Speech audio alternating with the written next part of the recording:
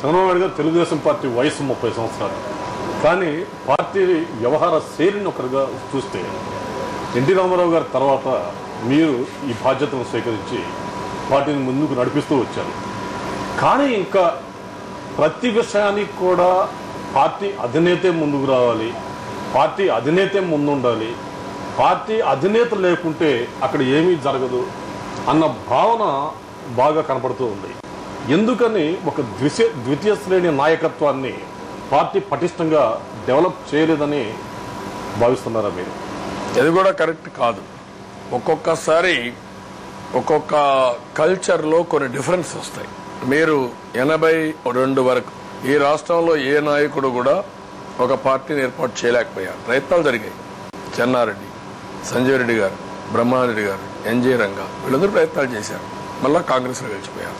ఒక్క ఎన్టీ రామారావు గారు వచ్చిన తర్వాతనే తెలుగుదేశం పార్టీ పెట్టి ఒక ప్రత్యామ్నాయాన్ని ఇవ్వగలిగారు. 2004 వరకు మాకు కాంగ్రెస్ పార్టీకే పోరాటం. వాళ్ళకు వ్యతిరేకంగా ఉంటే మాకు వ్యతిరేకంగా ఉంటే వాళ్ళకు వచ్చింది. 2009 రెండోది 2004 వరకు నీతివంతమైన రాజకీయాలు జరిగాయి.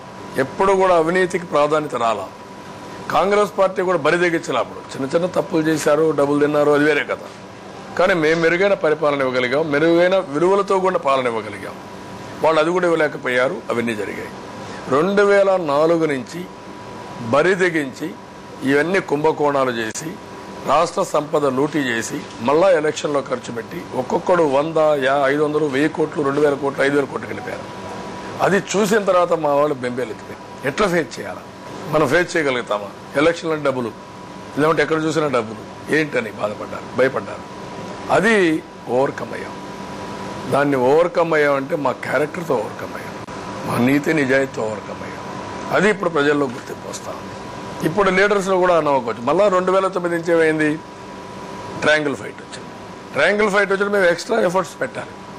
మా వాళ్ళు కూడా కొంతమంది సీనియర్స్ అయ్యారు. సీనియర్స్ అయినప్పుడు ఏజ్ ప్రాబ్లం ఉంటుంది. 30 ఏళ్ళ కుర్రాడికి 70 ఏళ్ళ వయసు ఉన్న ఆలోచన విధానంలో చాలా డిఫరెన్స్ ఉంటుంది. బాడీ కోఆపరేట్ చేయదు, మైండ్ కోఆపరేట్ చేయదు, ఇబ్బందులు ఉంటాయి. దాన్ని ఎప్పటికప్పుడు రీకండిషన్ చేసుకుంటూ దూసుకెళ్ళాలి. చంద్రబాబు నాయుడు గారు ఇప్పుడు తెలుగుదేశం పార్టీకి విస్తృతమైన కార్యకర్తల బలం ఉంది. కానీ ఇటు తెలంగాణ వైపు చూసినా, ఇటు రాయలసీమ వైపు చూసినా, ఇంకెక్కడ చూసినా నాయకులు పార్టీ నుంచి జారుతూ ఉన్నారు, వేరే పార్టీల్లోకి వెళ్ళిపోతున్నారు. ఎందుకు వాళ్ళకి పార్టీ పట్ల కాన్ఫిడెన్స్ ఉండటం లేదు? పార్టీ అధికారంలో ఉన్నప్పుడు పదవులు పొందిన వాళ్ళు ఉన్నారు, తర్వాత కూడా పార్టీ గెలిపించిన శాసనసభ్యులు ఉన్నారు. వాళ్ళ పార్టీతో ఉండి కొనసాగటానికి ఎందుకు వాళ్ళకి ఇది కావట్లేదు? మీరు తెలుగుదేశం పార్టీ చరిత్ర ఒకసారి చూస్తే సంస్థాగతంగా తెలుగుదేశం పార్టీ ఎప్పుడూ బలంగా ఉంటాం. ఏ పార్టీకి ఆ బలం లేదు. లీడర్స్లో ఒక పొరపాటు ఉంది. ఫస్ట్ నుంచి మీరు చూడండి, 84 ఒక్క సంవత్సరమే కొత్తగా రాజకీయాల్లోకి వచ్చాను. వస్తానే ఆ రోజు కాంగ్రెస్ పార్టీ కుట్రబంతే మంత్రి పదవులు వస్తాయి, డబ్బులు వస్తాయంటే వెళ్ళిపోయాను. అప్పుడే ఎన్టీ రామారావు గారిని ముఖ్యమంత్రిగా డిస్మిస్ చేస్తే 1 మంత్ ఒక నెల పోరాడి మళ్ళా ప్రజలే ముందుకు వచ్చి, కార్యకర్త ముందుకు వచ్చి మళ్ళా ముఖ్యమంత్రి చేసే పరిస్థితి వచ్చింది. అది ఇందిరాగాంధీ జీవితంలో మొదటిసారి జరిగింది. అక్కడి నుంచి అనేక సంక్షోభాలు వచ్చాయి. నాయకులు కొంతమందికి అభద్రతాభావం, అదే వారి స్వార్థం, ఈ రెండు పెట్టుకున్నారు. 30 ఏళ్ళు పార్టీలో ఉండి పదవులు అనుభవించి పార్టీలో ఎదిగి ఈ స్థాయికి వచ్చిన నాయకుడు కూడా టకామని కులము, డబ్బులు దీనికి అమ్ముడుపోయే పరిస్థితి వచ్చారంటే విలువలు తగ్గినాయి. కాబట్టి అది నాయకుల్లో ఉంది, ప్రజల్లో లేదు, కార్యకర్తలు లేదు. వాళ్ళు నిలబడగలుగుతున్నారు.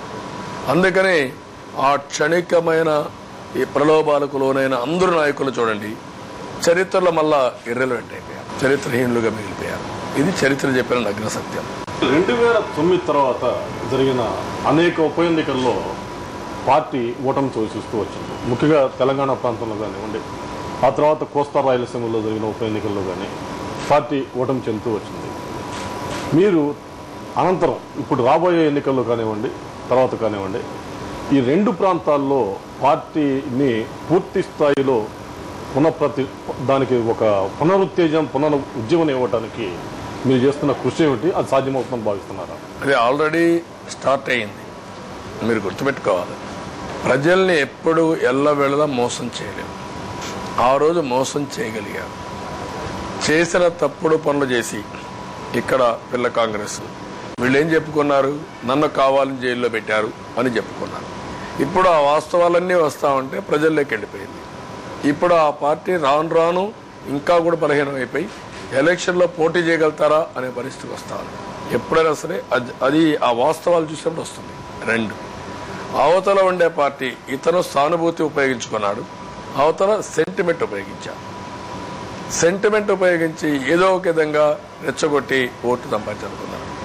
ఆ పార్టీ చరిత్ర చూడండి, బై ఎలక్షన్లకు ఉపయోగపడే పార్టీ తప్ప జనరల్ ఎలక్షన్లకు ఉపయోగపడే పార్టీ కాదు.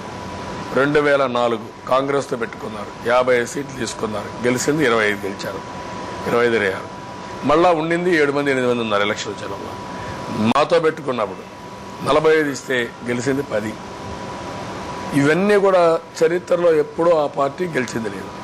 కాబట్టి ఇప్పుడు బలహీనం అవుతున్నప్పుడు ప్రలోభాలు పెట్టి ఎవరినో ఒకరు లాక్కోవడానికి ప్రయత్నం చేస్తారు 2 పార్టీలు, ఏదో మాకు ఇంకా మనుషులు ఉన్నారని. అవన్నీ ఎన్నికల్లో పనిచేయవు. రేపు ఎన్నికల్లో మీరే చూస్తారు, 2 పార్టీలు కూడా బలహీనం అయిపోతాయి. మళ్ళీ కాంగ్రెస్ పార్టీ మాకో వాళ్ళకే పోటీ ఉంటుంది. కానీ ఈసారి ఎలక్షన్లో కాంగ్రెస్ పార్టీ కూడా చిత్తుగా ఓడిపోవడం ఖాయం. ఇది రాష్ట్ర రాజకీయాలు పరిస్థితి. పొత్తులు ఎలా ఉండబోతున్నాయని భావిస్తున్నారు? మాకు కమ్యూనిస్టులతోనే ఉంది. ఈ మధ్య కాలంలో వాళ్ళు కూడా రకరకాలుగా మాట్లాడుతున్నారు. కాబట్టి నేనేమి ఆ విషయాల గురించి మాట్లాడడం లేదు. కలిసి వచ్చే వాళ్ళతో పొత్తు పెట్టుకుంటాం. చంద్రబాబు నాయుడు గారు మీరు వచ్చే ఎన్నికల్లో బీసీలకు 100 సీట్లు ఇస్తామన్నారు. సరే, మహిళలు యువకులు వీళ్ళు పక్కన పెట్టి, కానీ రిజర్వేషన్లు పోను ఉన్న సీట్లలో 100 సీట్లు ఇవ్వటం అనేది సాధ్యమవుతుందా? ఎలా దీన్ని మీరు ఆ సమతుల్యతను ఎలా సాధిస్తారు? డెఫినెట్గా ఒక సామాజిక న్యాయానికి కట్టుబడి ఉన్న పార్టీ తెలుగుదేశం పార్టీ. నేను ఆ ఉద్దేశంతో చాలా స్పష్టంగా డిక్లరేషన్లో 100 సీట్లు ఇస్తాను. నేను ఇప్పటి నుంచి ఆ ఎక్సర్సైజ్ స్టార్ట్ చేశాం. తప్పకుండా 100 సీట్లు ఇవ్వడానికి అన్ని విధాల ప్రయత్నం చేస్తాను, ఇస్తాం. వాళ్ళు ముందుకు తీసుకెళ్ళి జాతీయ రాజకీయాల దీనికి వస్తే గతంలో నేషనల్ ఫ్రంట్ ద్వారా కానివ్వండి, అనేక సందర్భాల్లో కానివ్వండి, మీకు దీని పట్ల అవగాహన కానివ్వండి, చాలా ముఖ్యమైన పాత్ర జాతీయ రాజకీయాల్లో మీరు పోషించడం జరిగింది.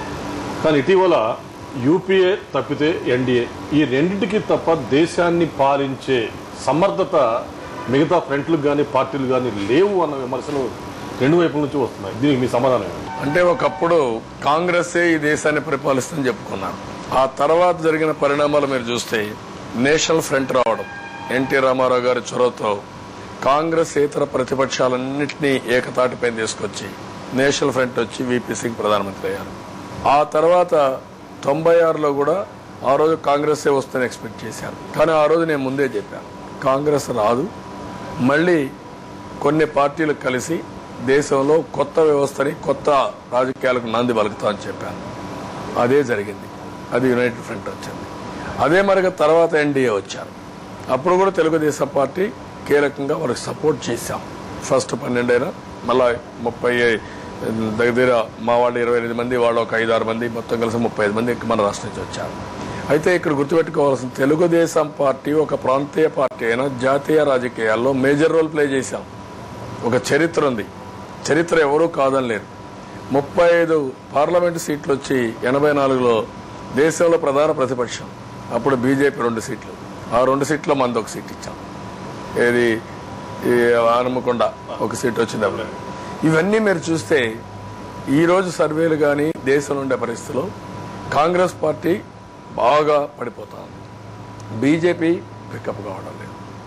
అల్టిమేట్గా మళ్ళా ప్రత్యామ్నాయంగా 3వ కూటమి వస్తుందనేది సర్వత్రా అందరూ ఆమోదించే విషయం. నాయకుడు ఎవరు లీడ్ చేస్తారు అనేది కాలమే నిర్ణయిస్తుంది. స్వల్ప విరామం అనంతరం ముఖాముఖి కార్యక్రమాన్ని కొనసాగిద్దాం.